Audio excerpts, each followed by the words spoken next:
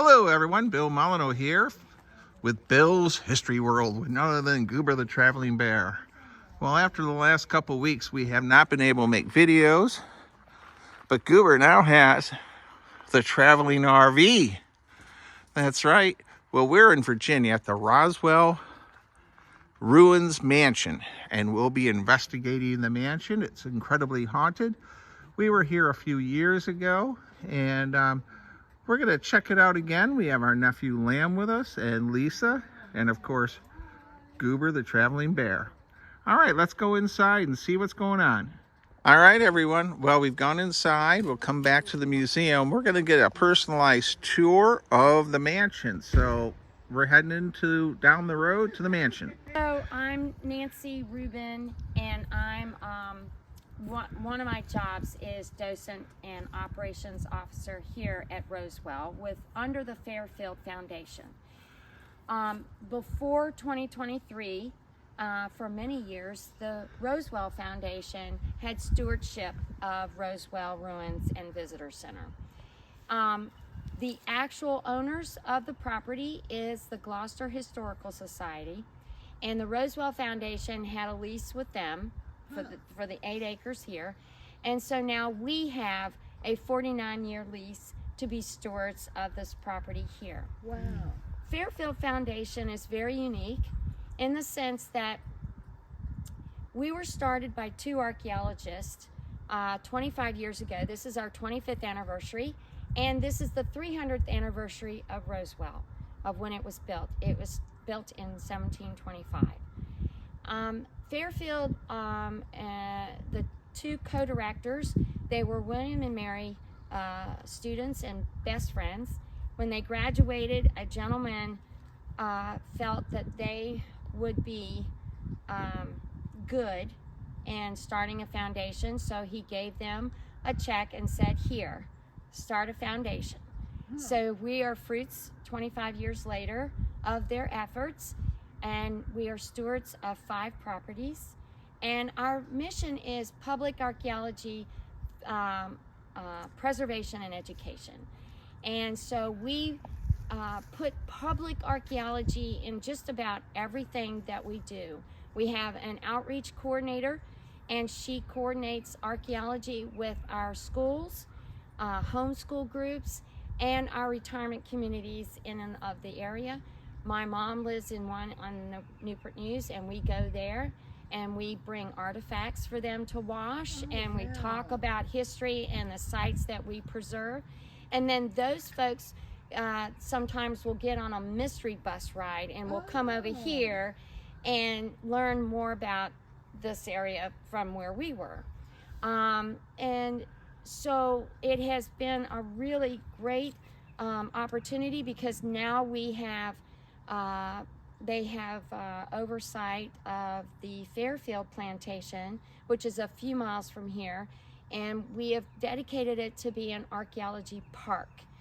And so it has a covered structure over the ruins, and twice a month we have what we call Fairfield Fridays, and that's when anybody can come from 10 to 4, and you can, if we're doing archaeology, you can help with that, sift through the dirt, get a tour of the ruins, take a trip on the nature trail, learn more about the site. That was their first property that they became stewards of, and now we use it as our archaeology camp for kids during the summer from June and July. And so this property here, as you see behind you, it has a brand new structure, and that structure is a remembrance structure, and it will be dedicated on June 1st. If y'all, on a Sunday afternoon at 3, we will have a dedication. The descendant community of the enslaved and indentured servants will come and have a program here. A few weeks ago, before the structure was built, we had a blessing of the ground, and that program, we had a lot of people here, and folks who knew about their history and they spoke about and named many of the enslaved that lived here. And so, and then right after that, we had a company that we had a grant for, who are experts in historic structures, building them. They came and built this, and so now we're going to use it in our educational programming. We have a brick mason that we just hired to begin stabilization of the house, the second stabilization. As you can see some of his work over there. He's going to start using his knowledge in helping and educational programming of what it took to build a house like this, to learn about masonry, brick making, the amount of labor to get the clay, to mold the bricks, and then to build a brick kiln and sit at that brick kiln 24/7 for months on end to make enough brick for this house. This house has over 700,000 brick in it at one time when it was complete. It not only has brick for the structure, but there are brick drains all underneath the ground that they built for the rain runoff. And that's unusual. That is not something that you would see typically at a normal colonial house. So the bricks that, like I see, unless somebody who is really wealthy and wants to donate that money to do that for the Gloucester Historical Society, I don't see it happening. But we want as long as possible to preserve what we have here. So let's walk over here. When you go back, I want you to look at the oil painting that you saw in the visitor center, because that is a modern depiction of what they had wanted it to look like. Oh, okay. But it never quite made it. Being the original owners. Yes, the pages. So before we get to the pages, I'm going to talk about the indigenous. So all of this land, as you know, was the Native Americans' land. Werowocomoco is one of the big villages that Powhatan lived at. It's not far from here. And so by the time this property was patented in 1639, Powhatan had created an alliance with all of the Algonquin villages.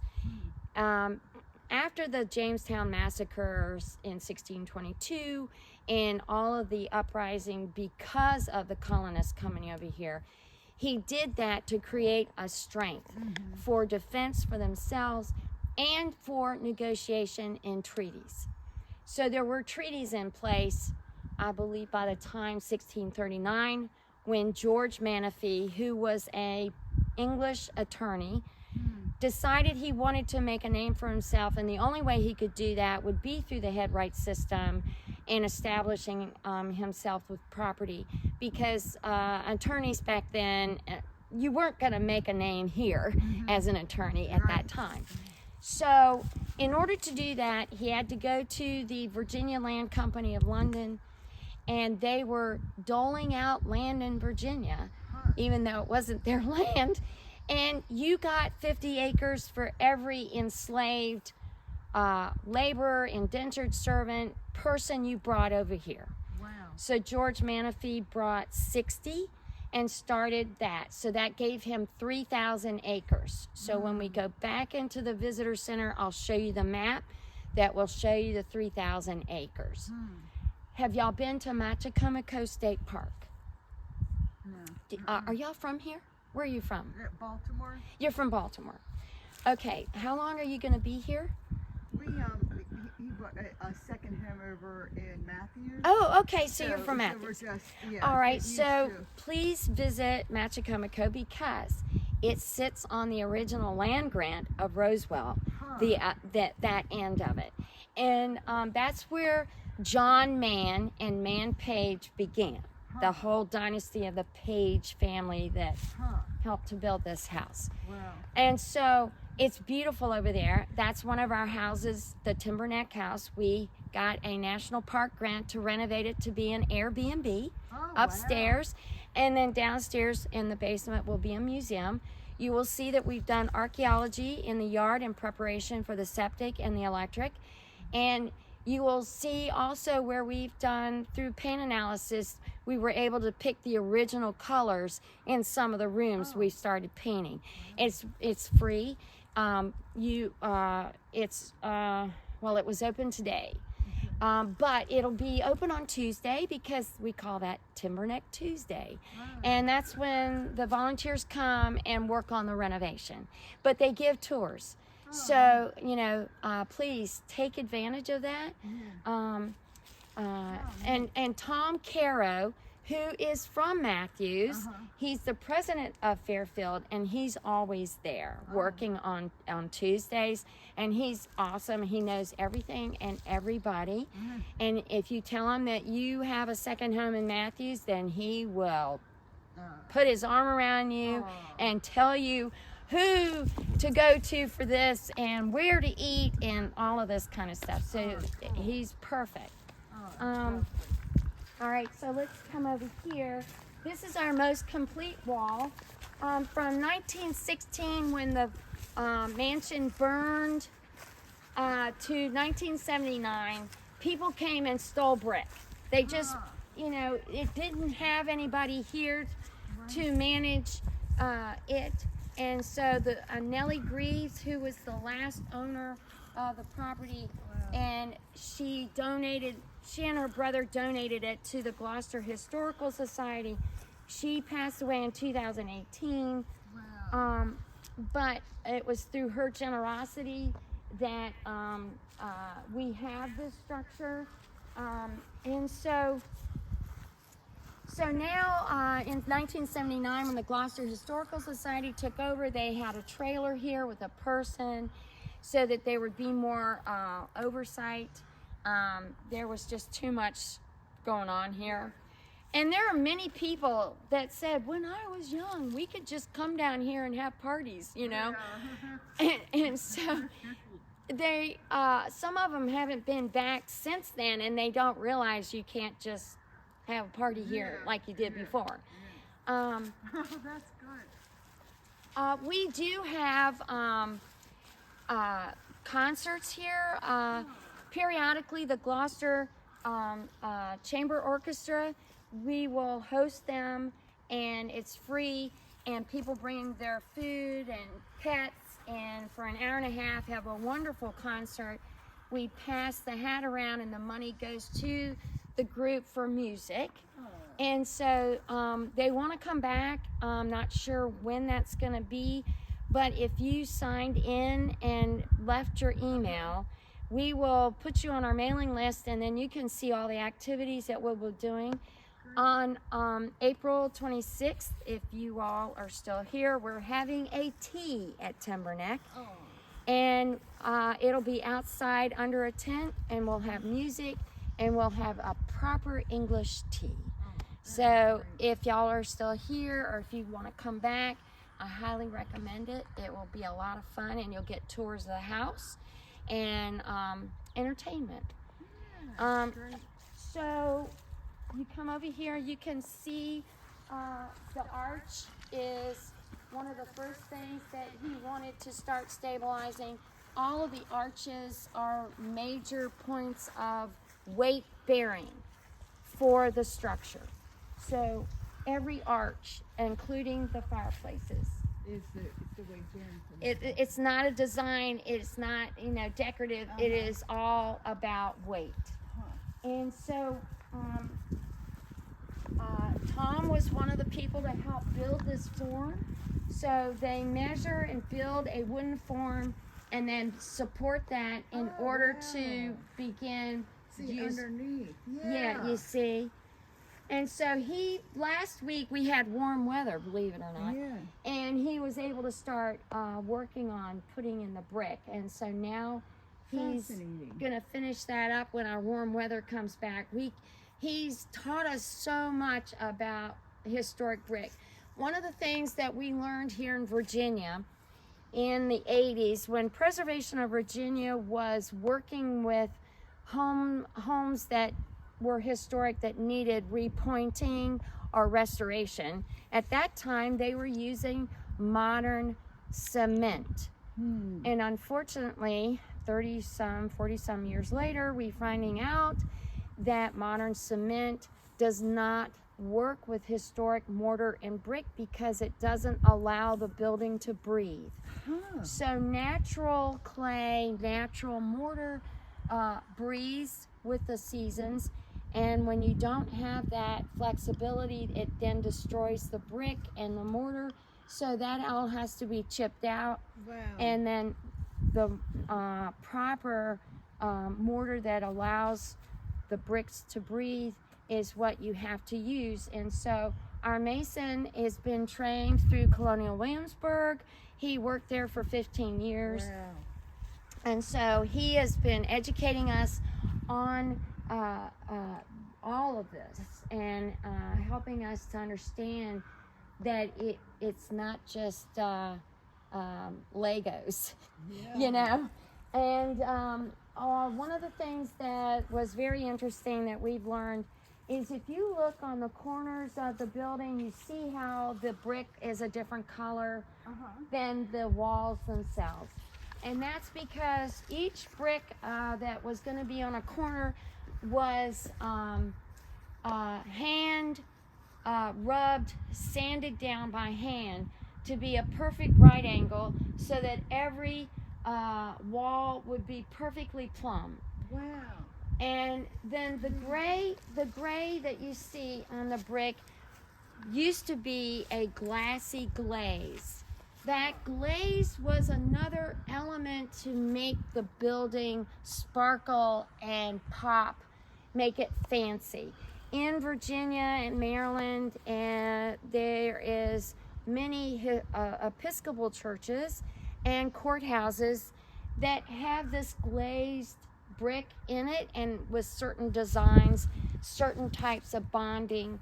One of the patterns is called Flemish and bonding, and so our brick mason has been sharing with me his theories on the glazing, and it's not just a matter of the silica in the clay to become glass. It also has to do with the wood and the materials that are used to heat up that kiln as to how that glaze is develops and cures to become the fancy glaze that it does. So he also said that all of the brick dust that comes from the sanding, they repurpose it, and they've been known to go door to door and sell the brick dust as a scouring cleansing agent. So I thought that was really cool.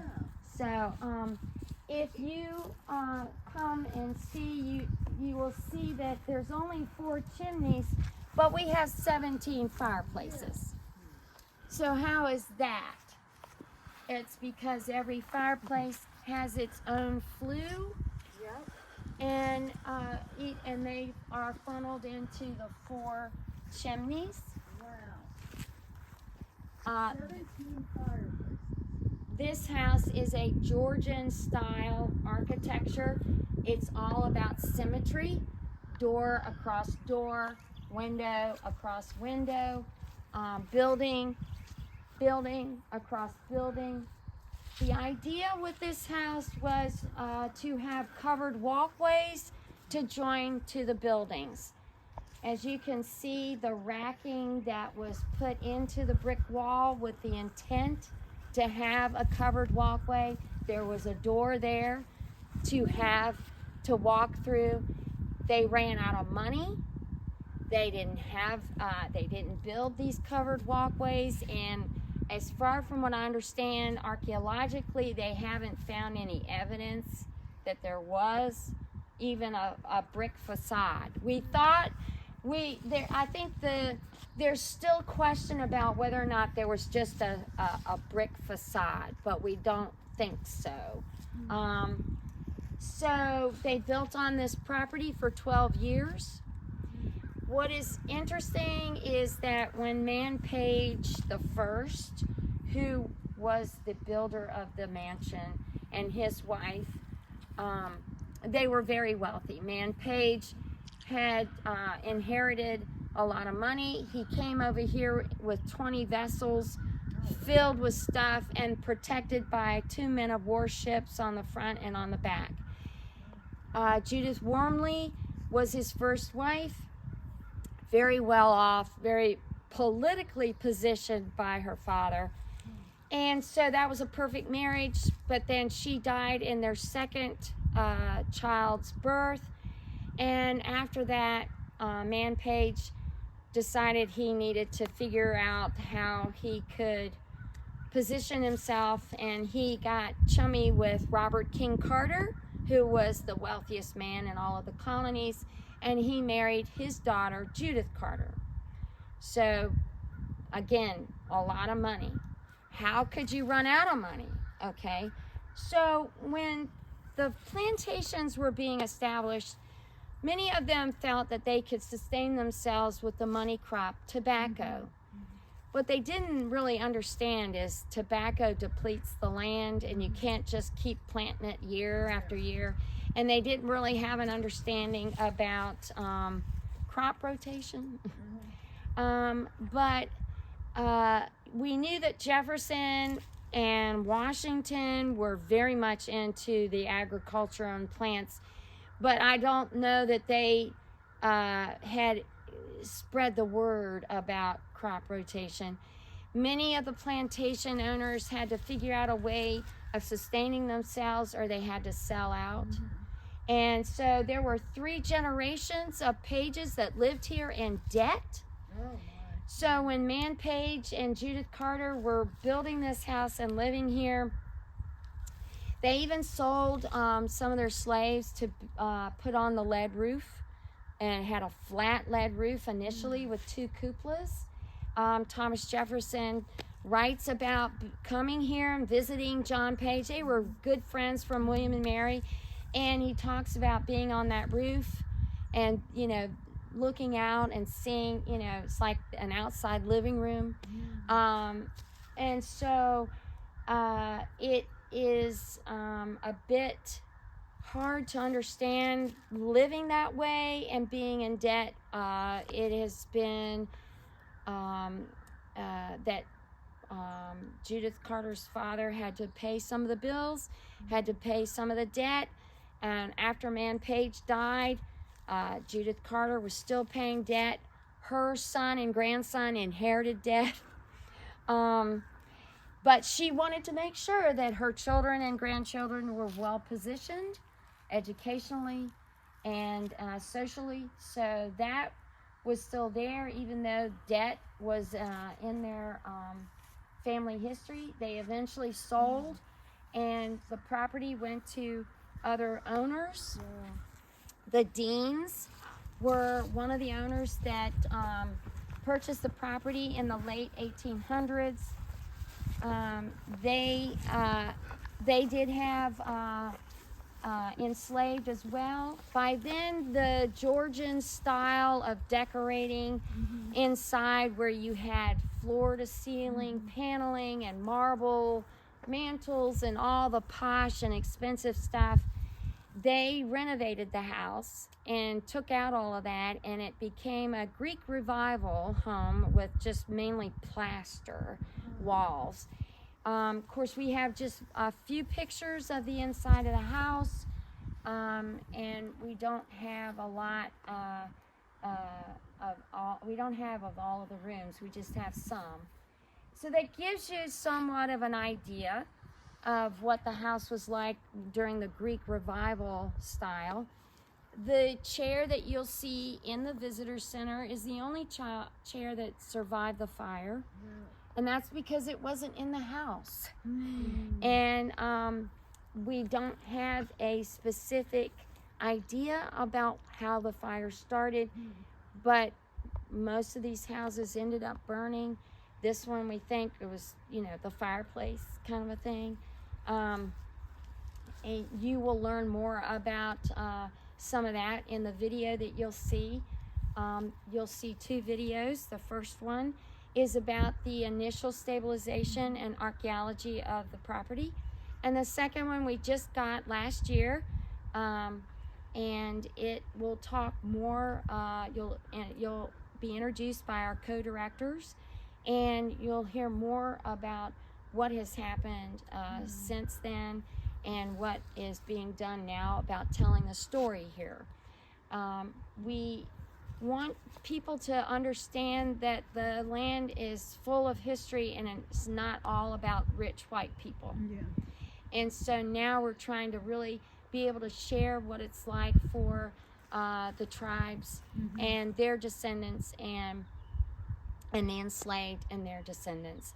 We have, through our development officer, Sarah Lewis, she has put together a group called the Family Circle. The Family Circle is a group that has partnered with the Williamsburg Roundtable, and this group is folks that are descendants of slave owners and descendants of enslaved. And they are coming together to talk about what they have learned through oral history, through their own research.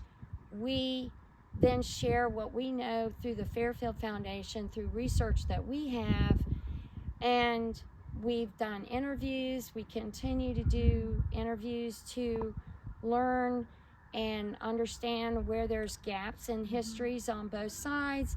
Then we try to exchange that information and also try to understand there's stories out there that we as white people don't know or ever knew about until we talk with them and learn about what's passed down in their family history.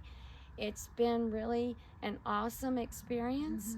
And so we're hoping through all of our folks that are doing research that we'll be able to put this together to help us in our educational programming down the road. But our little group is called the Family Circle, and we meet once a month. And we have a gentleman who is a student in Cambridge University. He is African American, and he is getting his doctorate on the free communities that were developed post-emancipation. And we started the research through the community that we have here called Piney Swamp. And that's a community that's built off the road, Piney Swamp. And so we have put together what we've learned through the Fairfield Foundation, and one of our staff has put together the history of what he's been able to learn. He's presented that history to the community, and together they have put in a Zoom meeting when we have our meetings. So we've got folks in all across the country and the world who are connected to here, and they've been able to share what they've learned and what they've researched and with us. And so it's been a really neat process, and we've only been meeting since last year. So, but come this way. Ice House and Cemetery. Yes, so we'll go this way. When you come around here, you'll see the wine cellar. It was a full English basement, and it had as much as that you see above ground is below ground. See, Goober loves wine. So we're hoping that when we finish the stabilization, we will do archaeology inside the ruins. For safety reasons, we don't let people go inside. So that's the front. Now, typically with these plantations on the river, they would be facing the river. The reason that this one did not is because it was too shallow here. You had to go up about a quarter of a mile up Carter Creek to where the main wharf was. They would have sent a carriage to meet their guests and to bring them here. Now, they did have smaller boats that came directly across from Yorktown. I mean, it's a short jump. So smaller boats with small supplies, they would, you know, get off right here. If you come around here, you're going to see another unusual architecture feature, and that is these two small fireplaces that were in the hallway here, and it's only on this side of the house. And they were put in what they called closets, but not like our closets, but they were just small rooms for 2 or 3 people to sit and, you know, be warmed by the fireplace. Was the kitchen in the house, or did they have the kitchen outside of the house? So those dependencies that we talked about that they had on either side, this property sits on a spring, so they didn't have to dig a well. If you look over here, you'll see where we've been sorting brick with the brick mason. That's all historic brick that he's going to try and use in restabilizing the house. But if you come this way, we'll go to the ice house. Where were they? Oh my God. The amount of labor it would have taken to dig out this, I'd like to know where the dirt is for this. Wow. This is the ice house, just like at Hampton Mansion. And so we have other plantations in the area that have this size ice house. Wow. The turtle is gone. There is a turtle down there, and I saw him earlier. He was in the middle. Oh, there he is. He's moved over to that other brick. Wow. You see that brown round thing by that moss brick? That we have the spring that goes into the marsh that goes out into Carter Creek. So they got the ice down here, brought it in here, and then layered it with straw, possibly sawdust, things like that. I don't know how deep they layered got the ice, but that would have been a full-time job for them to maintain the perishables going back and forth from the house, the kitchen, and then just trying to maintain the ice. I am not sure how long the ice would have lasted. People ask me that. I don't know. Obviously it had brick walls. This is the brick that was there. I believe by the turn of the century, the ice house was probably not there because, you know, by then the electricity, refrigerators were being, used by then, and they certainly had the money for that. And we have an event there. We usually do archaeology, and we have tours of the house. And that's open once a month. It's supposed to be open today, but we had to close it. I'm not sure why, but yeah, that's a really neat little cottage.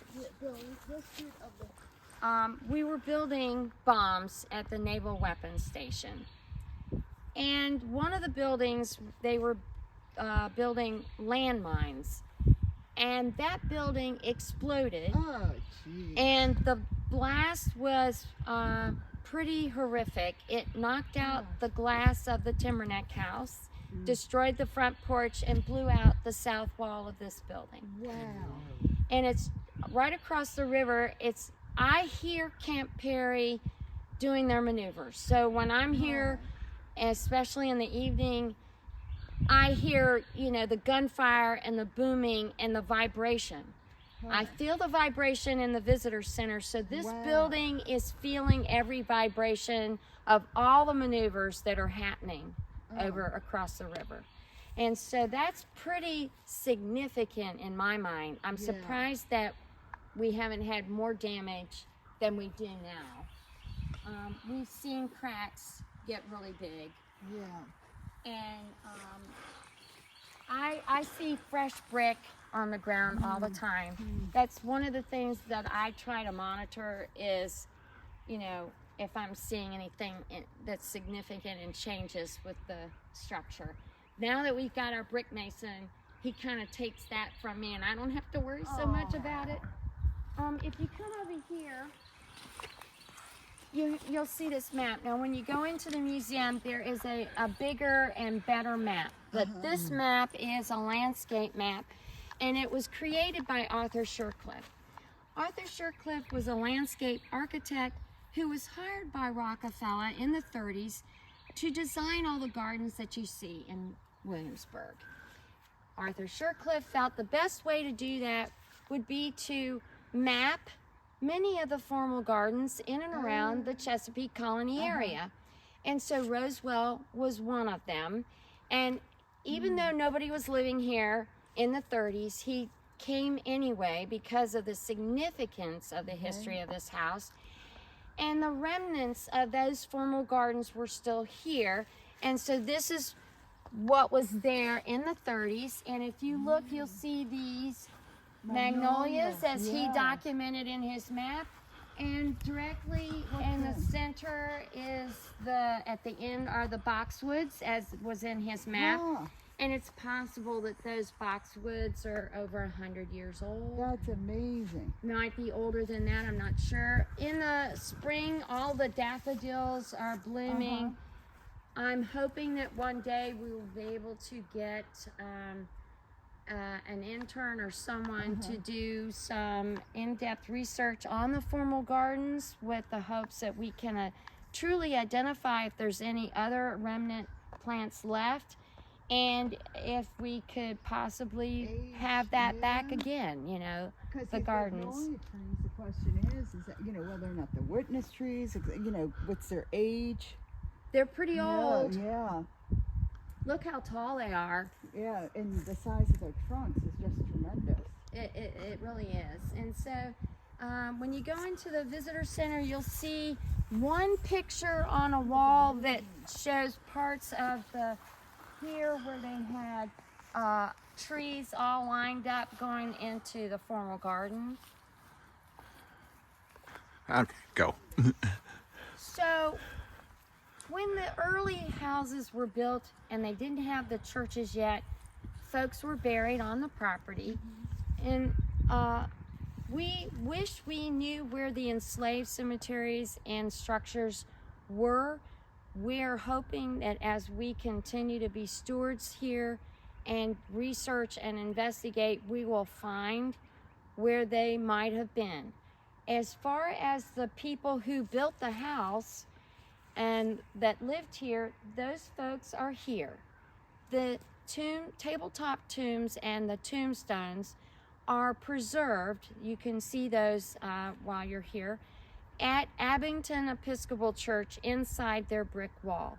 So the folks from Timberneck House and here those tombstones were removed by the Preservation of Virginia many years ago to protect them from vandalism and theft.